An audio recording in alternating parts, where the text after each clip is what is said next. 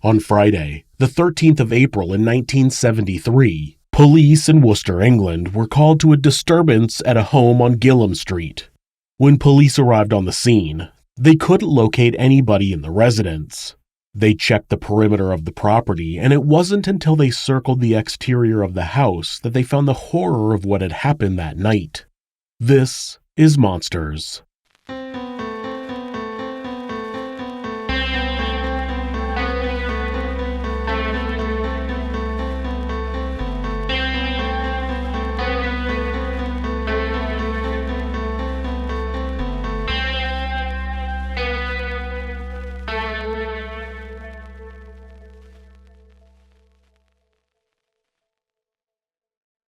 David McGreavy was born in 1951 in Southport, England, about 20 miles or 32 kilometers north of Liverpool. He was the second of 6 children born to Thomas and Bella McGreavy. Thomas was a sergeant in the Royal Corps of Signals in the British Army, which meant the family moved around a lot. David spent time all over the United Kingdom and in Germany. David's mother would later say that her son seemed to really enjoy his time in Germany, but overall he was an average child. She said that one time, while they were living in Cardiff, David stole money from her and went to Liverpool, but that was the only trouble she could remember him getting into. When David was only 15 years old, he dropped out of school and joined the British Royal Navy. He told people that it was his dream to serve in the military. David was said to be too young and overly arrogant, which got him in trouble regularly. He began drinking heavily, and once while inebriated, he broke into an officer's quarters and set a wastebasket on fire. When he reported the fire, he claimed that he was just a witness, but they didn't believe him. He was arrested and court-martialed, which got him sentenced to 90 days of detention. After his court-martial, he returned to shore in Portsmouth, where he met a young woman named Mary. David didn't stay in the area, so he and Mary wrote each other letters twice a week for about 3 months, and when David got back, he asked the woman to marry him. David's mother was not happy with her son's choice to marry a woman he barely knew, but David didn't care. He was in love with Mary. In August of 1971, David was dismissed from the Navy and he went back to live with his parents in Worcester. He tried to find work but got fired multiple times, usually as a result of his drinking. He started using his free time to plan out a large church wedding with his fiancée, Mary. The realization that David seemed quite obsessive over her began to sink in, and by the end of 1971, she called off the engagement.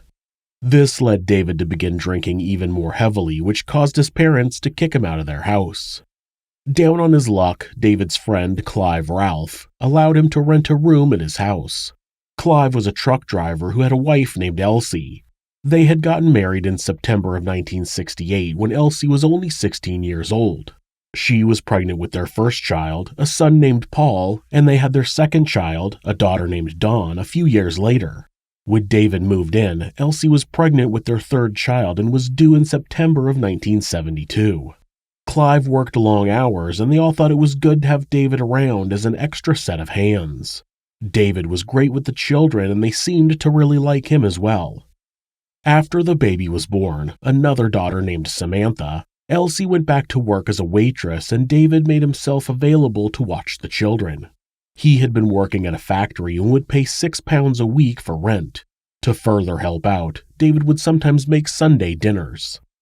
Clive would normally pick Elsie up from work at the end of her shift. He would help her close up while having one last pint for the evening. On April 13, 1973, Clive picked up a very intoxicated David from the Bucks Hill pub where he had been playing cards and darts with a friend. He dropped him off at their house at about 10:15 p.m. and left him to watch the kids while he picked up Elsie from her shift at work. Sometime over the next hour, David became angry at 8-month-old Samantha for crying and proceeded to crush her skull. He slit the throat of 2-year-old Dawn and strangled 4-year-old Paul with a wire. He then went to the basement where he retrieved a pickaxe and used it to mutilate the bodies. That wasn't enough for David, though, so he took all 3 bodies outside and impaled them onto the spikes of a wrought iron fence along the neighbor's yard. Then he simply walked away. When Clive and Elsie returned home, their house was already surrounded by police. Elsie would later say that she thought something had happened to her parents and that David and the children were still inside the house. Unfortunately, once they were at the police station, they were given the horrifying news. All 3 of their children had been murdered and that David was nowhere to be found.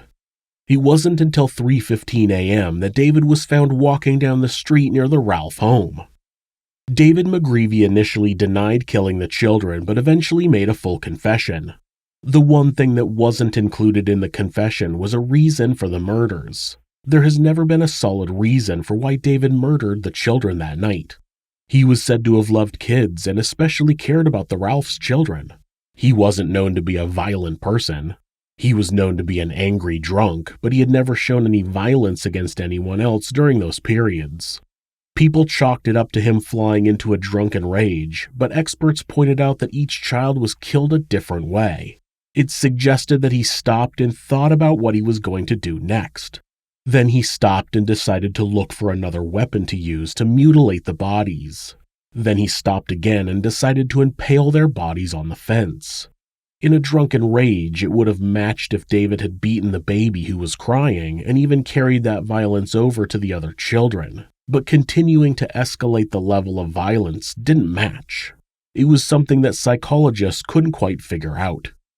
David pleaded guilty in court and was sentenced to life in prison, though his sentence was eventually changed to 3 life sentences with a minimum of 20 years each. Due to continuous abuse while in prison, David spent most of his time there in protective custody. 6 months after the murder of her 3 children, Elsie took an overdose of sedatives in an attempt to take her own life, but she was rescued. Unfortunately, her and Clive's relationship didn't last and they were divorced soon after. In 2006, David was transferred to an open prison where he was able to go out on his own during the day, but after a picture of him walking down a street in Liverpool was published, he was transferred back to a secured prison. In 2009, an anonymity order was issued during David's parole hearings due to possible threats to his life. The order was lifted in 2013 based on the importance that the public know about the possible release of a dangerous criminal. In 2018, David McGreavy was released on parole after serving 45 years in prison. He viciously murdered 3 children simply because one of them, a baby, was crying. That was enough to set off David, and not only did he murder the 3 children, but he mutilated their bodies and then impaled them on an iron fence for all to see. Then he just walked away like nothing had happened. That monster is now walking the streets somewhere in England. If you're the victim of domestic abuse, please reach out to someone for help. Talk to your local shelter or call the National Domestic Abuse Hotline at 1-800-799-SAFE. That's 1-800-799-7233. Or you can go to thehotline.org to chat with someone online. This website is set up so that at any time, hitting the escape key twice will take you to a Google search page. That way, if your abuser is nearby, you won't get caught seeking help. If you're having feelings of harming yourself or someone else, or even just need someone to talk to, please contact your local mental health facility, call 911, or call Mental Health America, who operate the National Suicide Prevention Hotline at 1-800-273-TALK. That's 1-800-273-8255. They're available 24 hours a day, 7 days a week.